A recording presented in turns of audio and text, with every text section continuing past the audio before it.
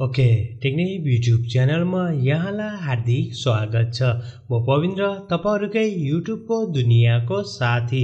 यसैगरी फाइनली भिभोले आफ्नो क्यामेरावाला स्पेशली चाहिँ सेल्फी क्यामेरावाला मोबाइललाई नेपाली बजारमा चाहिँ अलरेडी नै एनाउन्स गरिसकेको छ। म चाहिँ एनाउन्स भन्छु किनकि दरअसलमा चाहिँ पर्सिबाट चाहिँ तपाईहरुले पर्चेस गर्न सक्नुहुन्छ, प्री बुकिङ गर्न सक्नुहुन्छ र प्री बुकिङ गर्ने साथीहरुलाई चाहिँ एयरबड पनि फ्रीमा दिएको छ। That's great. र क्यामेरा डिजाइन लुक सबै राम्रो छ, तर प्राइस चाहिँ मलाई चाहिँ हल्का महँगो लाग्यो। जुन चाहिँ उनीहरूले पाकिस्तानमा लन्च गरेको थियो नि, पाकिस्तानको भन्दा पनि नेपालमा चाहिँ लगभग 30-35% चाहिँ महँगो जस्तो लागिरहेको छ मलाई। सो त्यो चाहिँ मलाई कस्तो लागेन, मतलब कि महँगै लाग्यो के। यदि हामीले स्टार्टिङ भेरिएन्सको यदि हामीले कुरा गर्ने हो भने तपाईलाई चाहिँ 45,000 रुपैयाँ पर्छ। सो 6GB र 128GB स्टोरेज 35,000 हुँदा क्यामेरामा हो, तर क्यामेरा त्यति धेरै फोकस गरेको भयो भने प्राइस त कम हुँदैन। 40,000 सम्म चाहिँ आएको भयो भने राम्रै म मान्थे। यसैगरी चाहिँ अर्कोलाई चाहिँ तपाईले 50,000 रुपैयाँमा चाहिँ पर्चेस गर्न सक्नुहुन्छ, जुन चाहिँ 8GB र 256GB गनको स्टोरेज रहेको छ। तपाईलाई चाहिँ यसको बारेमा के कस्तो लाग्छ हाम्रो कमेन्ट सेक्सनमा चाहिँ कमेन्ट गर्न नभुल्नु होला। क्यामेराको हिसाबले हेर्नु त राम्रो रहेको छ, बट प्राइस चाहिँ मलाई हल्का महँगो लाग्यो।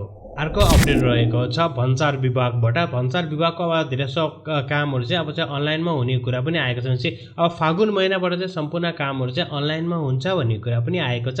That's great. सबै कुरा चाहिँ राम्रोसँग होस् न। अब नेपाल पनि बिस्तारै चाहिँ डिजिटलाइज भइरहेको छ। मेन त सेक्युरिटीको सिस्टमको चाहिँ तिनीहरु चाहिँ हुनुपर्छ, बाध्य धेरै कुराहरु चाहिँ गरिरहेको छ। यसैगरी अर्को अपडेट पनि श्रम विभागबाट रहेको छ। स्पेशली चाहिँ अब सम्पूर्ण श्रमको चाहिँ अनलाइनबाट नै हुने भन्ने कुरा पनि आएको छ, जुन चाहिँ एकदमै राम्रो कुरा। अनलाइनबाट उनीहरुले अप्रुभ दिने सबै कुरा चाहिँ अनलाइनबाट भन्नु चाहिँ एकदम राम्रो हुन्छ। यस सुरुमा जाने मान्छेहरु जानुहुन्छ हैन, डाटा जो बायोमेट्रिकको दिनुहुन्छ त्यही पनि सबै बायोमेट्रिकहरु चाहिँ चाहिँ उसले लिएको छ नि त, राष्ट्रिय परिचय पत्र लिएको छ, सबै लिंक गरेर चाहिँ गर्यो भने चाहिँ एकदमै राम्रो हुन्छ। सो त्यो चाहिँ सबैलाई राम्रो हुन्छ कि, गभर्नमेन्टलाई पनि राम्रो हुन्छ, साथसाथमा चाहिँ श्रम गर्नेहरुलाई पनि राम्रो हुन्छ हैन, प्राइसहरु पनि कम हुन्छ, सबै कुरा चाहिँ राम्रो हुन्छ। बट द्याट्स ग्रेट हैन, राम्रो चाहिँ होस् लगान। त्यस्तो नहोस् के जस्तै ई पासपोर्ट अहिले आएको छ एकदमै बबाल प्रब्लम आएको छ ई पासपोर्टको चाहिँ, त्यस्तो चाहिँ नहोस्। अब हामीले कुरा गरौँ स्पेशली चाहिँ गेमको बारेमा। गेमको बारेमा चाहिँ बब्बल अपडेट रहेको छ। एउटा त सोनीको तर्फबाट तपाईलाई मैले भनिसकेको छु हैन, गॉड अफ वार सोनीको एक्सक्लुजिभ न प्ले स्टेसनको एक्सक्लुजिभ गेम अहिले पीसीको लागि आएको छ। पीसी लभरहरु बल्ले बल्ले गरेर नाचिरहेका छन्। यस द्याट ग्रेट। किन जस्तै म जस्तो साथीहरु हुनुहुन्छ तपाईलाई ग्रेट लाग्छ त्यही ओपन वर्ल्ड गेम र स्टोरी मोडको गेम हो, तपाईलाई मन पर्छ भने चाहिँ बब्बल हो के। हेर्दा तपाईले मज्जाले चाहिँ अब भगवानहरुको स्टोरी चाहिँ बुझ्नुहुन्छ हैन, तिनीसँग थोरबाट छ हैन, अनि चाहिँ आजगार्ड तपाई जानुहुन्छ। सो धेरै ठाउँमा त घुम्न पाउनुहुन्छ। द्याट्स ग्रेट रहेको छ। यसको बारेमा मैले अलरेडी भिडियो बनाइसकेको छु, हाम्रो चाहिँ मेन च्यानलमा हामीले अपलोड गरेका छौं। यसको रिभ्यू गरेको छु मैले, अनि कति एफपीएस हान्छ यसको ग्राफिक्सहरुको बारेमा हामीले कुरा गरेका छौं। सायद तपाईले त्यो भिडियो हेर्नु भएको होला। यदि त्यो भिडियो हेर्नु भएको छैन भने चाहिँ गएर चाहिँ हेर्न सक्नुहुनेछ, गएर हेर्नुस्। राम चाहिँ थापा काजीमा चाहिँ वाच डग लेजेन्डको जुन ब्लड लाइन रहेको छ यसको चाहिँ सेकेन्ड लास्ट भन्ने हुन्छ बबाल भिडियो चाहिँ हामीले अपलोड गरेका छौं। अलमोस्ट 2 घण्टाको छ कि, बिचमा मैले रोक्नै सकेन, यस्तो खतरा के स्टोरी मोड यस्तो खतरा चाहिँ मैले रोक्नै सकेन। एकचोटि गएर हेर्नुस्, बबाल रहेको छ। र त्यसको चाहिँ फाइनल च्याप्टर हामीले चाहिँ भोलि चाहिँ अपलोड गर्नेछौँ। र अर्को अपडेटको यदि हामीले कुरा गर्ने चाहिँ पबजी। यस पबजीले चाहिँ फ्री फायरलाई चाहिँ हैन खतरा केस ठोकिदिएको छ। यस 2021 मा चाहिँ सबै केसहरु चाहिँ पबजी मात्रै आएको थियो हैन, पबजी विभिन्न नामले चाहिँ अहिले पबजीले चाहिँ फ्री फायर केस ठोकेको छ। एज पर रिपोर्ट कि फ्री फायरलाई चाहिँ पबजीले पहिले भनेको तपाईको चाहिँ जति पनि छ गेमहरुले तपाईको गेमले चाहिँ हाम्रै कपी गरिरहेको छ, सबै कुरा चाहिँ हाम्रो चाहिँ रहिरहेको छ। So you have to stop it. So त्यो नमानेको कारणले गर्दा चाहिँ उले चाहिँ फेरि अर्को चाहिँ एउटा चाहिँ नोटिस दिएको छ। नोटिस पनि खतरा दिएको छ फेसबुकलाई, गुगललाई र चाहिँ एप्पललाई चाहिँ नोटिस दिएको छ। एप्पललाई किन भनेपछि भनौँ न उनीहरुको स्टोरमा चाहिँ भनेपछि यस्तो कपीक्याट एप्लिकेसन पनि तपाईहरुले चाहिँ तपाईको स्टोरमा चाहिँ किन राखेको।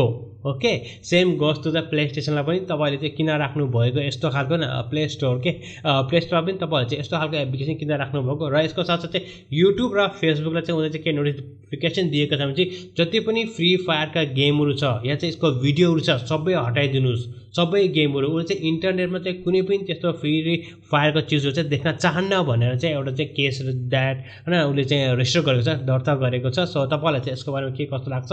अब यहाँ चाहिँ एउटा चाहिँ वारै होला जस्तो लाग्यो। अब पबजी चाहिँ लास्टै तान्न लाग्छ लाग्यो फ्री फायरलाई। बट तपाईलाई चाहिँ यसको बारेमा के कस्तो लाग्छ हाम्रो कमेन्ट सेक्सनमा चाहिँ कमेन्ट गर्न नभुल्नु। हुन त यस्तो नहुन पर्ने हैन कि फ्री फायर ब्यान हुन्छ, हराउँछ या चाहिँ के हुन्छ हेरौँ अब छैन। बट तपाईलाई के कस्तो लाग्छ वार नहुन पर्ने दुईटामा, तर वार चाहिँ स्टार्ट भइसकेको छ। अर्को अपडेट रहेको छ एप्पलको तर्फबाट। एप्पलको आउन लागेको आइफोन 14 मा हामीले चाहिँ 6 GB को ऱ्याम देख्न सक्छौँ भन्ने कुरा आएको छ। Adreno 6 GB स्टार्ट हुन्छ रे। यसको साथसाथ चाहिँ यिनीहरूको चाहिँ डिस्प्ले चाहिँ राम्रो हुन्छ, जुन चाहिँ कटआउट चाहिँ हल्का सानो हुन्छ भन्ने कुरा पनि आएको छ। यसको साथ 120 हर्जको चाहिँ रिफ्रेस रेट हुन्छ र 48 मेगापिक्सलको क्यामेरा हुन्छ भन्ने कुरा आएको छ। लिक्स चाहिँ बिस्तारै बिस्तारै धेरै नै लिक्स आइरहेको छ। हेरौँ अब चाहिँ एप्पलले आफ्नो आइफोनमा चाहिँ के चेन्जेस गर्छ, the biggest changes in iPhone history भनेर अब कहिले भन्ने हो। त्यसै गरी अर्को अपडेट रहेको छ सामसङको तर्फबाट। सामसङको तर्फबाट एकचोटि दुईवटा अपडेट रहेको छ, बब्बल अपडेट रहेको छ। फर्स्ट उनीहरूको चाहिँ आउन लागेको फ्ल्यागसिप लेभलको मोबाइल जुन चाहिँ सामसङ ग्यालेक्सी S22 सिरिजमा चाहिँ हामीले चाहिँ गोरिल्ला ग्लास भेक्टर प्लसको चाहिँ प्रोटेक्सन देखाउँछ। भेक्टर प्लस चाहिँ यसमा रहेको छ चाहिँ बब्बल चाहिँ प्रोटेक्सन चाहिँ लिएर आइरहेको छ। यसको साथसाथ अर्को अपडेट चाहिँ बब्बल रहेको छ, फोल्डेबल। यस फोल्डेबल मोबाइल या फोल्डेबल मोबाइलको चाहिँ हामीले कुरा गर्ने हो भने सामसङ इज द नम्बर 1 र लिडिङ कम्पनी भन्दा पनि हुन्छ। र चाहिँ सायद हामीले चाहिँ यो वर्ष चाहिँ सामसङको चाहिँ फोल्डेबल ल्यापटपलाई देख्न सक्छौँ। त्यो पनि तपाईँले दुईचोटि चाहिँ फोल्ड गर्न सक्नुहुन्छ भन्ने कुरा आएको छ। So 1 fold 2 fold I don't know pattern चाहिँ रजिस्टर भइसकेको छ। चाहिँ सामसङको अब चाहिँ क्रेजी थिङ्सहरू पनि आउँछ र सामसङको क्रेजी जति पनि डिस्प्लेहरू उसले चाहिँ होइन उसमा देखाइसकेको थियो। अनि चाहिँ अब फ्युचरमा आउने डिस्प्ले चाहिँ यसको बारेमा मैले भिडियो बनाएको छु, क्रेजी डिस्प्ले फ्रम सामसङ भनेर बब्बल डिस्प्ले चाहिँ आउँदैछ। त्यो भिडियो पनि एक्चुअली हेर्नु होला यदि तपाईँले चाहिँ हेर्नुभएको छैन भनेपछि। आजको अपडेट चाहिँ यति नै रहेको छ। आई होप द्याट तपाईँलाई चाहिँ आजको भिडियो मन पर्यो होला। भिडियो सम्बन्धी कुनै पनि सल्लाह या सुझाव भए कृपया कमेन्ट सेक्सनमा कमेन्ट गरिदिनुहोस्। यदि तपाईँ चाहिँ गेमर हुनुहुन्छ थापाकाजीमा गएर एक्चुअली अवश्य भिजिट गर्नुहोस्, किनकि त्यहाँ चाहिँ बब्बल ट्रिपल गेमहरू हामीले अपलोड गर्छौँ र गेमको अपडेटको साथमा चाहिँ फ्री गेमहरू चाहिँ हामीले चाहिँ लिएर आउने गरेका छौँ।